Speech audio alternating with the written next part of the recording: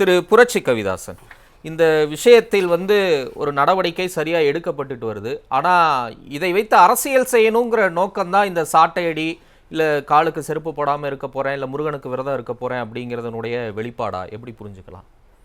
அதாவது கேலியா கிண்டலா மீம்ஸ் மெட்டீரியலா பார்க்கறது என்பது அவங்களுடைய பார்வையை பொறுத்து. மஞ்சள் காமாலை கண்டவனுக்கு பார்ப்பதெல்லாம் மஞ்சளாக தெரியதை போல இவர்களுக்கு அரசியல் ரீதியா பாக்குறேன்னா அரசியல் கேலி கூத்தா கூட உங்களுக்கு பண்ணலாம். அது எவ்வளவு வலியானது, எவ்வளவு துயரமானது, எவ்வளவு வேதனையானது என்பதை அதாவது தலைவலியும் வயிற்று வலியும் தனக்கு வந்தாதான் தெரியும். அதனாலதான் எங்களுடைய தலைவர் சொன்னாரு, உங்களுடைய சகோதரியாக இருந்தால், உங்களுடைய மகனாக இருந்தால், உங்க குடும்பத்துல ஒருத்தராக இருந்தால் நீங்க தயவு செய்து இப்படி வியாக்கியானம் பண்ணுவீங்களா அப்படின்னு கேட்டது. அதுதான் நண்பரே, அதாவது இந்த தமிழகத்தினுடைய சட்ட ஒழுங்குக்கு சட்ட அமைச்சர் மரியாதைக்குரிய ரகுபதி அவர்கள் கடந்த வாரம் புதுக்கோட்டையில அவரு ஊடக சந்திப்பு நடத்தும் பொழுது குற்றங்களை தடுக்க முடியாது, யாரும் தடுக்க முடியாது, இந்த கூட்டத்தில் இருக்கிற ஒருத்தன் கூட வெட்டினான் என்றால் அமைச்சர் முன்பாக செய்தி வரும், ஆனா அதனால தடுக்க முடியாது. வருமுன் காவாதவன் வாழ்க்கை எரிமுன் வைத்த ஈறு போல கெடும் என்பதெல்லாம் அவர் படிக்கல. வருமுன்னர் காவாதான் வாழ்க்கை எரிமுன்னர் வைத்தூறு போல கெடும். சரி, இல்ல நான் என்ன கேட்க வரேன், இந்த விஷயத்துல இந்த சாட்டையடி போன்ற விஷயம்லாம் அந்த பாதிக்கப்பட்ட பாலியல் வன்கொடுமை நேர்ந்த அந்த மாணவிக்கு எந்த அளவுக்கு ஒரு தீர்வை பெற்றுத்தரும், இல்ல ஒரு நல்ல ஒரு விஷயத்தை பெற்றுத்தரும்? இது அரசியலுக்காக மட்டுமே பயன்படுத்தப்படும், இதை ஒரு டைலூட் பண்ணவோ இல்ல திசை திருப்பவோ முயற்சி நடந்திருக்குன்னு சொல்றாங்கல்ல, அதை எப்படி பாக்குறீங்க? சாட்டையடி என்பது உறங்கிக் கொண்டிருக்கிற தமிழ் மக்களுடைய மூளைகளே தீ உரசும். அதுதான் நீங்க மூளைகளே தீ மூட்டும்.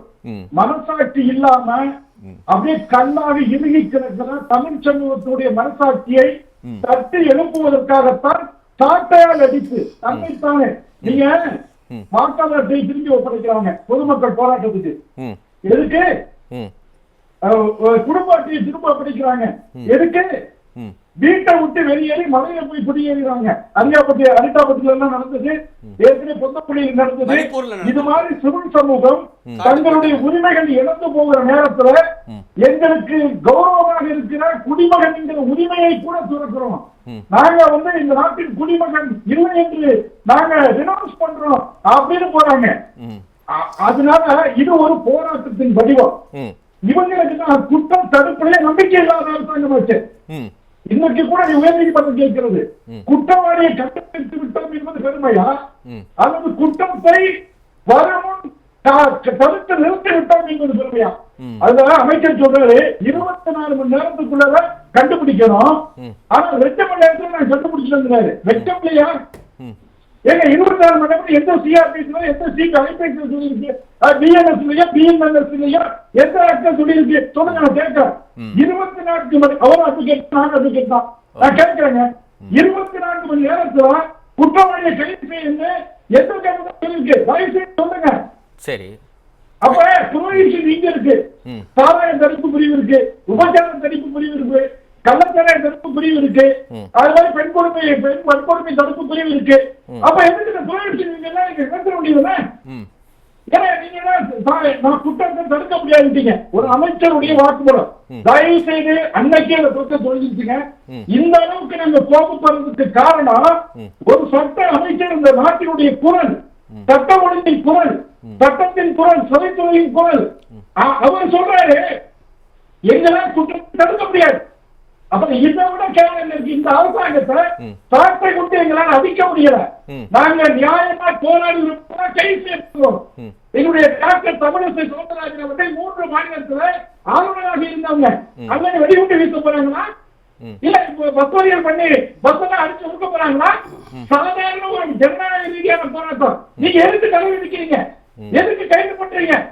போராடுவதற்கு உரிமை எதுக்கு மறுக்கிறீங்க? சரி, இல்ல உங்க உணர்வை புரிஞ்சுக்க முடியுது புரட்சி கவிதாசன். ஒண்ணு இல்ல,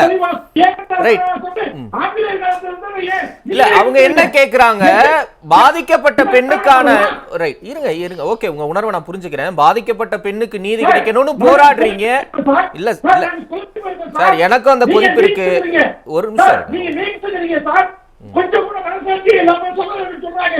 இது கேள்வி குத்து அப்படின்னு அதிகமா இருக்குன்னு சார். எங்க வீட்டுல சார் எழுபது வீட்டுல தான் தெரிய வழி, 70 வீட்டுல தான் தெரிய வழி. இல்ல நானும் தமிழ்நாட்டுல தான் சார் இருக்கேன், எனக்கும் அந்த வழி இருக்கு, எல்லாருக்கும் இருக்கு. ஒரு நிமிஷம் இருங்க, ஒரே நிமிஷம். இல்லங்க, ஒன்னே ஒண்ணுதாங்க கேக்குறாங்க. இல்ல அந்த கேள்வி செல்வம் தேய்க்கும் படைக்கிறா கண்ணீர் இருக்குல்ல, புரட்சி கவிதாசன் ஒண்ணும் இல்லங்க. சரி, பெண்களுடைய தாழ்த்தப்பட்ட மக்களுடைய குறிப்பிடப்பட்ட மக்களுடைய உழைக்கும் மக்களுடைய கண்ணீர் இந்த அரசாங்கத்தை கதிக்கிறோம். சரி, ஒண்ணும் இல்லங்க. இந்த ஒரு விஷயத்துக்காக நீங்க நீதி கேட்க போராடினீங்கல்ல, மணிப்பூருக்கும் உத்தரப்பிரதேசத்துக்கும் என்ன பண்ணுனீங்க? அங்கேயும் பெண்கள் அந்த பெண்கள் போராடின மல்யுத்த வீராங்கனைகளை அப்படியே தர தர தரன்னு அடிச்சு இழுத்துட்டு போனீங்களே, அப்ப அல்லல் பற்று ஆற்றாத கண்ணீர் வரலையா? நீங்க என்ன பண்ணீங்க? நீங்க என்ன செய்தீங்க?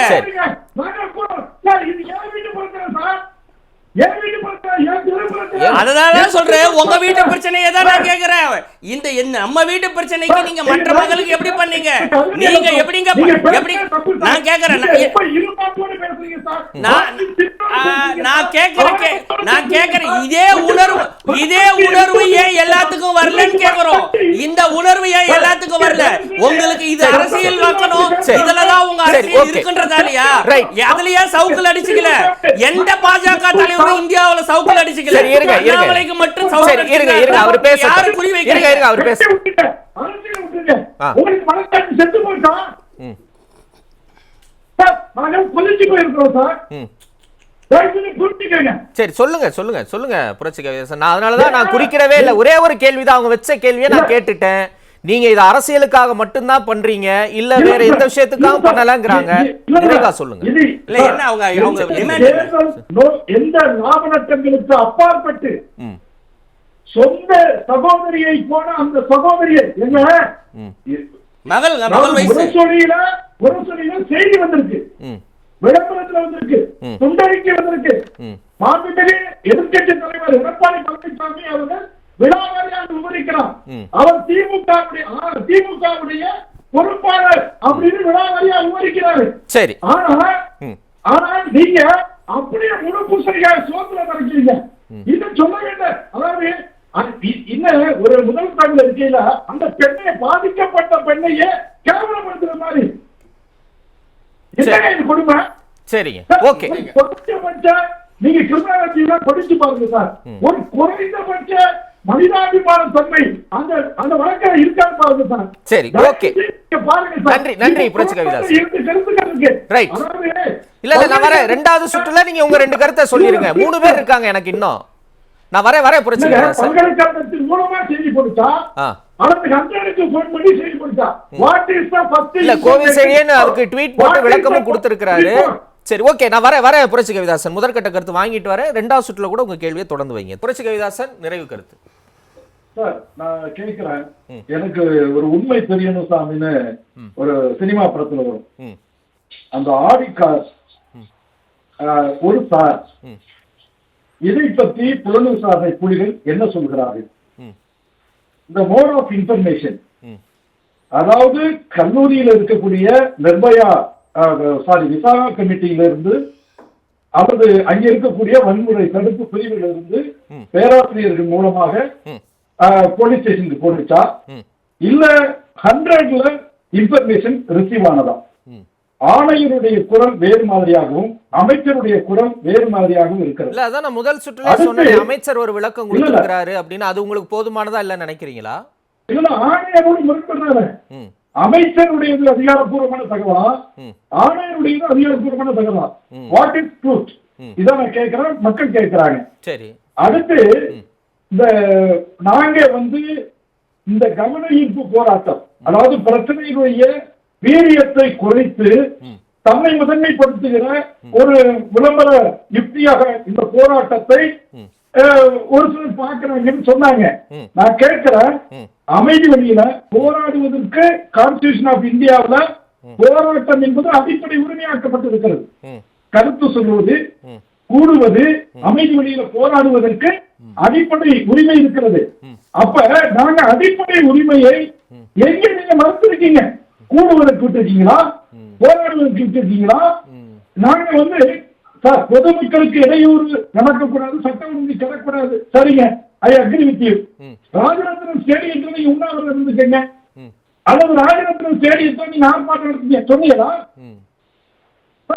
போராடுவதற்கான உரிமை மறுக்கிற பொழுதுதான் இது மாதிரி தனி மனித கவன ஈர்ப்பு போராட்டங்களை நடத்த வேண்டியிருக்கு. இல்ல, இன்னொரு விஷயம் கேட்டாங்கல்ல, அந்த மைக்கேல்பட்டி லாவண்யா விஷயத்தையும், அதுக்கு என்ன பதில் சொல்றீங்க? சொல்லிட்டீங்கன்னா அடுத்த போயிடுவேன். இல்ல இல்ல, நீங்க அதாவது எல்லா குற்ற வழக்குகள்லயும் நிறைய தப்பா ஜூரிஸ்ப்ருடன்ஸை பத்தி தவறான தகவல் வருது, அதெல்லாம் சொல்றதுக்கு டைம் இல்ல. ஆனா எல்லா குற்ற வழக்குகளையும் beyond the prosecution fails to prove beyond reasonable doubt அப்படிமாங்க. 1000 குற்றவாளிகள் விடுவிக்கப்பட்டாலும் ஒரு இடமாவது தண்டிக்கப்படக்கூடாது என்பதுதான் இந்திய குற்ற சட்டத்துடைய தாற்பயம். அதனால ஒரு குற்றவாளி விடுவிக்கப்பட்டான் அப்படிங்கிறனால அவன் யோக்கியம் இல்ல, அதெல்லாம் புரிஞ்சுக்கணும். சரி, நீங்க ஒரு குற்றவாளி போதுமான அரசு தரப்புல ஆவணங்கள் இல்லாதனால, சாட்சியங்கள் இல்லாதனால சந்தேகத்தின் பலனை கொடுத்து ஒருத்தர் விடுவிக்கப்படுகிறார் என்பதனாலேயே அவன் உத்தம புத்திரனாக ஆகிவிடல. ஓகே, நன்றி. அதை புரிஞ்சுக்கங்க முதல்ல. அதனால நான் நிறைவாக சொல்கிறேங்க, இதுல வந்து அரசாங்கம் தன்னை மாற்றிக்கொள்ள வேண்டும். திரும்ப திரும்ப உங்க மனசுக்குள்ள கற்பழிக்கல என்ன இருக்கா, குலசையில என்ன இருக்கான்னு உங்க மனசுக்குள்ள ஊடுருவியா பார்க்க ஒரு அமைச்சர் கேட்காரு. இதுக்கு என்ன பதில் சொல்றீங்க? சரி, அப்ப அரசாங்கம் தன்னுடைய செயல்பாடுகளை மாத்திக்கணும்னு நினைக்கிறீங்க. பாதுகாப்பு, நரேந்திர மோடிக்கு எதுக்கு பாதுகாப்பு, அமித்ஷாக்கு எதுக்கு பாதுகாப்பு, எல்லாத்தையும் விட்டு ரைட். நன்றி. ஓகே, நான் நேரம் கிடக்குறோம். இதே உங்க நிறைவு கருத்து எடுத்துக்கிறேன். நன்றி பிரகாஷ். நன்றி.